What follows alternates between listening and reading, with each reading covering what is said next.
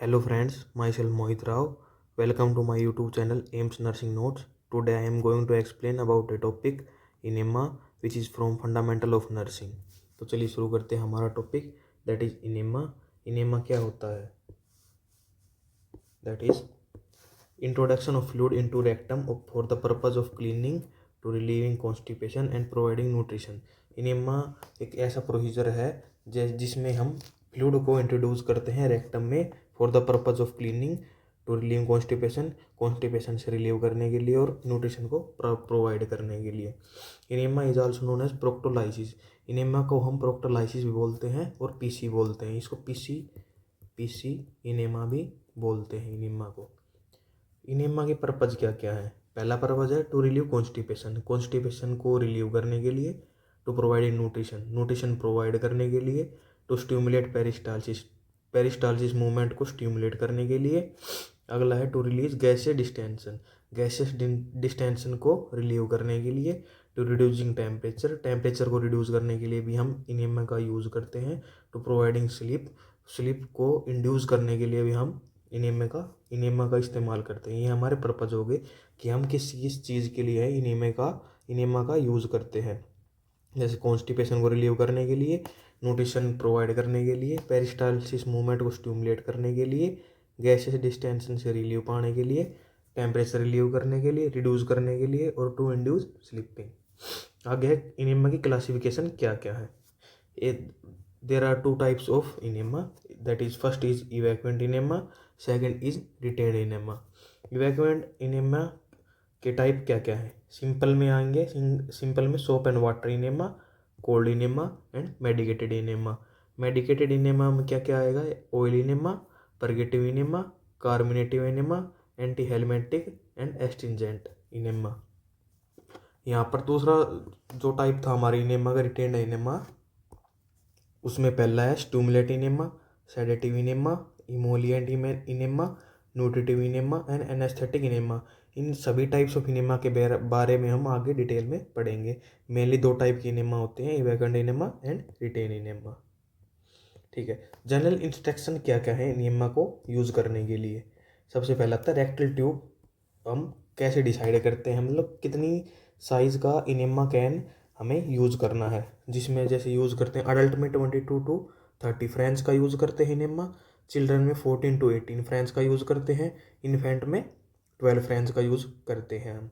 जैसे अब क्वांटिटी की, मतलब इसकी क्वांटिटी लगा लो, फिर वॉल्यूम लगा लो इनेमा की कितनी होती है। जैसे इवैक्यूएंट और रिटेंड दो तरह की इनेमा बताए थे, तो इवैक्यूएंट इनेमा की क्वांटिटी या फिर वॉल्यूम अडल्ट में तो 500 to 1000 ml यूज़ करते हैं, चिल्ड्रन में 250 to 500 ml यूज़ करते हैं, इन्फेंट में 250 ml हम इनेमा यूज़ करते हैं इवैक्यूएंट इनेमा में।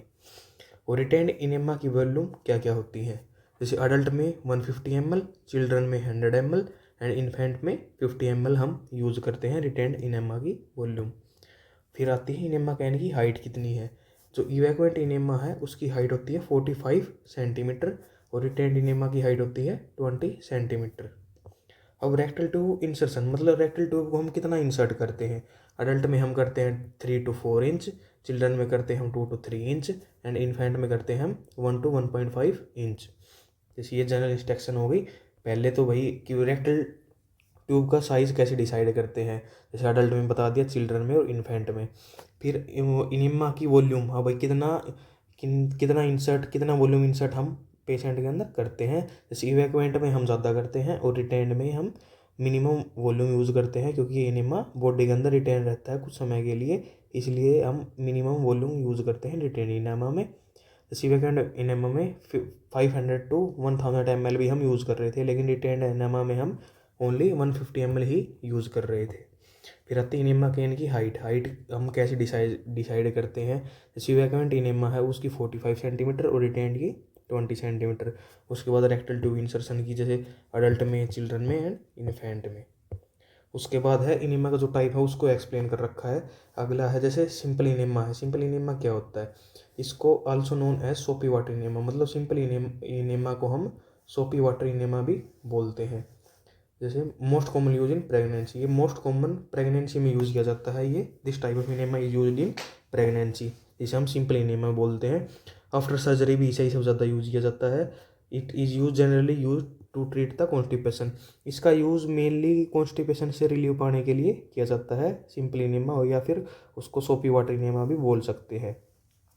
इसको पुप्पीस इनेमा भी बोलते हैं, जैसे हमने पहले बताया टॉपिक स्टार्ट करते ही। तो ये इसको फॉस्फेट इनेमा बोलते हैं। Most commonly used in hospital, मतलब जो हॉस्पिटल में मोस्ट कॉमन जो यूज़ होता है, दिस इज हॉस्पिटल। हॉस्पिटल में जो मोस्ट कॉमन यूज़ होता है वो पीस इनेमा होता है, जिसे फॉस्फेट इनेमा भी बोलते हैं।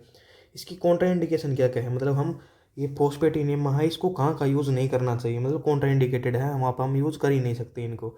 एक तो कंडीशन हाइपर फॉस्फेटीमिया, अगर किसी पेशेंट में फॉस्फेट इंक्रीज हो जाए तो उसमें हम फॉस्फेट इनेमा यूज़ नहीं कर सकते। या फिर सीकेडी मतलब क्रोनिक किडनी डिजीज, कोई क्रोनिक किडनी डिजीज का पेशेंट है तो उसमें भी हम फॉस्फेट इनेमा का यूज़ नहीं कर सकते। अगला आ जाता है हमारा कोल्ड इनेमा। कोल्ड इनेमा क्या होता है, ये मतलब किस लिए यूज़ होता है, ये टू रिड्यूस टेम्परेचर। अगर बॉडी का टेम्परेचर इंक्रीज हो रहा है और हमें उसको डिक्रीज करना है तो उसके लिए हम कोल्ड इनेमा यूज़ करते हैं। इसका मेन पर्पज़ टेम्परेचर को रिड्यूस ही करना होता है। इसका टेम्परेचर खुद का मतलब इनेमा का टेम्परेचर क्या होता है, 80 to 90 डिग्री फ़ारेनहाइट। मतलब वाटर होता है जो इनेमा होता है उसका temperature 80 to 90 degree Fahrenheit. It is use for the treatment of hyperthermia. अगर हाइपरथर्मिया मतलब इंक्रीज टेम्परेचर, किसी में टेम्परेचर इंक्रीज हो रहा है उसको डिक्रीज करने के लिए हम कोल्ड इनेमा का यूज़ करते हैं। उसके बाद आता है हमारा ऑयल इनेमा।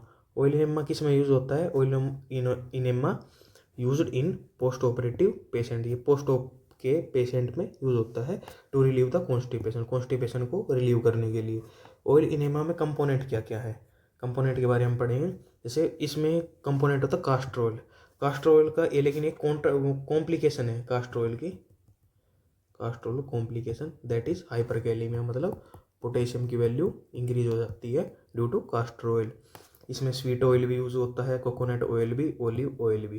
कितनी अमाउंट में यूज़ होता है, अमाउंट बताई गई है 120 to 175 ml पर 1000 ml ऑफ वाटर। मतलब जो भी ये कंपोनेंट है ये 120 to 175 ml यूज़ करेंगे जब हम एक 1000 ml वाटर का यूज़ करेंगे इनेमा बनाने के लिए। ठीक है, अब उसके बाद आता है परगेटिव इनेमा। जैसे इसका टाइप हमने पढ़ा था, ये परगेटिव इनेमा इसका टाइप है। मेडिकेटेड इनेमा का टाइप है परगेटिव इनेमा। परगेटिव इनेमा क्या होता है, मतलब किस लिए यूज होता है, to stimulate peristalsis movement. Purgative enema का मोस्ट इंपॉर्टेंट वर्क होता है जो कि पेरिस्टालसिस मूवमेंट को इम्प्रूव कर देता है, स्टिमुलेट कर देता है। Also known as glycerine enema. Purgative enema को हम ग्लिसरीन इनेमा भी बोलते हैं। आल्सो नोन एज 1 2 3 इनेमा, मतलब इसका नाम, इसके 3 नाम है। एक तो परगेटिव हो गया first name, glycerine enema second name, and 1 2 3 enema is third name. इसमें क्या क्या कंपोनेंट्स यूज होते हैं, ये हमारे हो गए कंपोनेंट्स।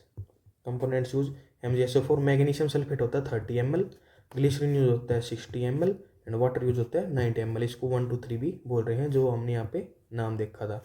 परगेटिव इनेमा यूज होता है पेरिस्टाल्टिक मूवमेंट को इंप्रूव करने के लिए, दूसरा नाम ग्लिसरीन इनेमा, तीसरा नाम 1 2 3 enema. Magnesium sulphate 30 ml use होता है, ग्लिसरीन 60 ml यूज होता है, वाटर 90 ml यूज होता है। ठीक है, उसके बाद अगला इनेमा का टाइप है हमारा कार्मिनेटिव इनेमा। कार्मिनेटिव इनेमा का काम क्या होता है, टू रिलीव गैसियस डिस्टेंशन, मतलब गैसियस डिस्टेंशन को रिलीव करने के लिए हम कार्मिनेटिव इनेमा का यूज़ करते हैं। Also known as antispasmodic enema. Carminative enema का दूसरा नाम एंटीस्पाज्मोटिक इनेमा भी है, इसको हम एंटीस्पाज्मोटिक इनेमा भी बोल सकते हैं। इसमें कौन सा कंपोनेंट यूज़ किया गया है, इसमें कंपोनेंट यूज किया गया है टर्पेंटाइन ऑयल। इसका कंपोनेंट है जो हम यूज़ करेंगे 16 ml पर 600 ml। मतलब अगर हमें 600 ml इनेमा बनाना है तो उसमें हम 16 ml टर्पेंटाइन ऑयल का यूज़ करेंगे, फिर वो कार्मिनेटिव इनेमा बन जाएगा। उसके बाद हमारा आता है एंटी हेलमेंटिक इनेमा। एंटी हेलमेंटिक इनेमा किस लिए यूज़ होता है, वोम इन्फेस्टेशन, मतलब टू डिस्ट्रॉय वोम्स को डिस्ट्रॉय करने के लिए एंटी हेलमेंटिक इनेमा का हम यूज़ करते हैं। इसके कंपोनेंट्स क्या क्या हैं, हाइपरटोनिक सेलाइन, हाइपरटोनिक से मतलब NH3%, NH3% is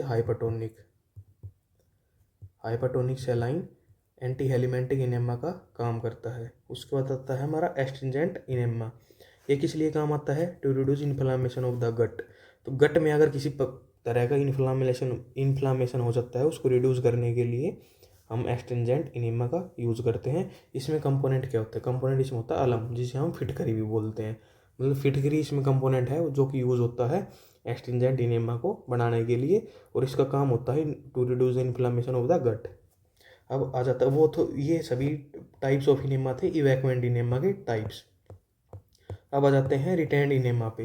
retained enema इसमें हमें बताया था, जैसे वॉल्यूम बताई थी अडल्ट में, तो अडल्ट में 150 ml, चिल्ड्रन में 100 ml एंड इन्फेंट में 50 ml। इसकी इनेमा कहने की हाइट बताई थी 20 सेंटीमीटर। ठीक है। अब इसका पहला टाइप है स्टिमुलेंट इनेमा। इसका क्या काम होता है? टू इंड्यूस स्टिमुलेशन, मतलब स्टिमुलेशन को इंड्यूस करने के लिए हम इस इनेमा का यूज़ करते हैं। एग्जाम्पल जैसे शोक में, अगर हम शोक में किसी पेशेंट को इनेमा देंगे तो उसको स्टिमुलेंट इनेमा ही देंगे। इसके कंपोनेंट्स क्या क्या होते हैं, मतलब इसमें क्या क्या यूज़ होता है इनेमा बनाने के लिए? इसमें पहला यूज़ होता है ब्रांडी, जो कि 15 ml इन 100 ml, मतलब 15 ml 100 ml अगर इनेमा बनाना है तो उसमें हम 15 ml ब्रांडी का यूज़ करेंगे। या फिर कॉफ़ी यूज़ करते हैं तो 300 ml पर 1 टेबल स्पून कॉफ़ी। ठीक है, मतलब अगर 300 ml हमें इनेमा बनाना है तो उसमें 1 टेबल स्पून हम कॉफ़ी का यूज़ करेंगे टू मेक स्टिमुलेंट इनेमा। अगला आ जाता है हमारा सेडेटिव इनेमा। सेडेटिव इनेमा का काम क्या होता है? To induce sleep. स्लीप को इंड्यूस करने के लिए जो इनेमा दिया जाता है उसे सेडेटिव इनेमा कहते हैं। इसका कंपोनेंट है परल्डिहाइड। सेडेटिव इनेमा का कंपोनेंट परल्डिहाइड है। उससे अगला इनेमा का टाइप है हमारा इमोलिएंट इनेमा। इमोलिएंट इनेमा का काम क्या होता है? To soothen mucous membrane of intestine, मतलब इंटेस्टाइन्स की म्यूकस मेम्ब्रेन को स्मूथ या फिर सूथन करने के लिए जो भी इनेमा यूज किया जाता है उसे इमोलिएंट इनेमा कहते हैं। इसका एग्जांपल है स्टार्च, मतलब स्टार्च का यूज़ करके हम जो इनेमा बनाते हैं उसे इमोलिएंट इनेमा कहते हैं। उससे अगला जाता है हमारा न्यूट्रिटिव इनेमा। न्यूट्रिटिव इनेमा किस में यूज होता है? बर्न वाले पेशेंट पे न्यूट्रिटिव इनेमा यूज किया जाता है। इसका मेन पर्पज होता है टू प्रोवाइडिंग न्यूट्रिशन। इसका एग्जांपल है glucose as a enema use करके हम पेशेंट को देते हैं, जिससे पेशेंट को न्यूट्रिशन मिलता है बन के पेशेंट में। ये हो गया हमारा न्यूट्रिटिव इनेमा। अगला हमारा टाइप है इनेमा का एनेस्थेटिक इनेमा। इसका काम क्या होता है? टू इंड्यूस एनेस्थीसिया, मतलब किसी को एनेस्थीसिया प्रोवाइड करना है तो एनेमा के थ्रू भी हम प्रोवाइड कर सकते हैं, जैसे एनेस्थीसिया एनेमा। इसका कंपोनेंट होता है अवर्टिन टैबलेट। एक टैबलेट आती है अवर्टिन, जो कि एनेस्थेटिक इनेमा का काम करती है। ये आती है 150 mg टू 300 mg पर kg के लिए हम यूज़ करते हैं। ये हमारे नोट्स हो गए कंप्लीट इनेमा के। इसके बाद कुछ क्वेश्चन आ जाते हैं इनेमा के। हम इनेमा के कुछ क्वेश्चन सोल्व करते हैं हम। जैसे in an adult enema tube should be inserted inside the rectum of to, मतलब किसी भी पेशेंट में हम अडल्ट पेशेंट है उसके अंदर हम इनेमा ट्यूब कितना इंसर्ट करते हैं रेक्टम में? पहला 1 से 2 इंच, 3 से 4 इंच, 5 से 6 इंच, 7 से 8 इंच। तो इसका आंसर हो जाएगा 3 to 4 इंच, क्योंकि हमने बताया था अडल्ट में हम यूज़ करते हैं 3 to 4 इंच, चिल्ड्रन में यूज़ करते हैं हम 2 to 3 इंच एंड इन्फेंट में यूज़ करते हैं हम 1 to 1.5 इंच। ठीक है, तो इसका आंसर हो जाएगा बी 3 to 4 इंचज। जैसे ये रखा, अडल्ट में हम यूज़ करते हैं 3 to 4 इंच, चिल्ड्रन में हम यूज़ करते हैं 2 to 3 इंच एंड इन्फेंट में हम यूज़ करते हैं 1 to 1.5 इंच। अगला क्वेश्चन है what is the size of rectal tube while administering enema to a school children. School children को हम अगर रेक्टल ट्यूब इंसर्ट करें तो उसका साइज़ क्या होगा? तो ये है जैसे 18 to 22, 14 to 18, 10 to 14 है 6 to 10। तो इसका मतलब स्कूल गोइंग चिल्ड्रन में हम यूज़ करते हैं 14 to 18 फ्रेंच का, ये है फ्रेंच में है हम यूज़ करते हैं चिल्ड्रन में। जैसे ये बता रहा है रेक्टल ट्यूब 22 फ्रेंच, और स्कूल एज गोइंग में 14 to 18 फ्रेंच एंड इन्फेंट में 12 इंच। अडल्ट में 22 हो गया था। ठीक है, अगला क्वेश्चन है विच type of enema is administered in case of poisoning. Poisoning के केस में हम कौन सा इनेमा एडमिनिस्टर करते हैं? जैसे पहला हो गया एनेस्थेटिक, ये तो हो नहीं सकता क्योंकि ये एनेस्थीसिया के लिए होता है, anaesthesia. Sedative to induce sleep. Emollient जो कि सुथन म्यूकस मेम्ब्रेन। तो बचा गया हमारा स्टिमुलेंट इनेमा। ये पेरिस्टालसिस को इंक्रीज कर देता है। ठीक है, अगला क्वेश्चन हमारा which type of enema is use to provide relief for the client who suffer from gaseous distension. Gaseous distension को प्रिवेंट करने के लिए, फिर रिलीफ प्रोवाइड करने के लिए हम कौन सा इनेमा यूज़ करते हैं। सोप एंड वाटर इनेमा भी नहीं होगा। रिटेंशन इनेमा कोई इनेमा का टाइप नहीं होता है। मेडिकेटेड इनेमा में डिफरेंट टाइप्स ऑफ इनेमा होते हैं, कोई पर्टिकुलर नेम नहीं है। अब इसका आ गया कार्बोनेटिव इनेमा। कार्बोनेटिव इनेमा हम यूज़ करते हैं to provide relief from gaseous distension. अगला क्वेश्चन हमारा आता है, ये just fill in the blanks. Enema is also called as antispasmodic enema. Antispasmodic enema को हम क्या बोलते हैं, ये बताया था हमने, कार्बोनेटिव इनेमा। इसका आंसर हो जाएगा कार्बोनेटिव इनेमा। एंटी हेलमेंटिक इनेमा था ये वोम इन्फेस्टेशन के लिए यूज़ कर रहे थे NS3%। ठीक है, अगला क्वेश्चन है, patient complain abdominal cramps during giving enema, nurse should do immediately.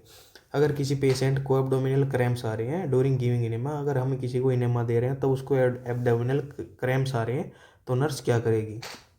पहला है stop enema giving, clamp the tube till pain subside, slow the rate of the enema, call the physician.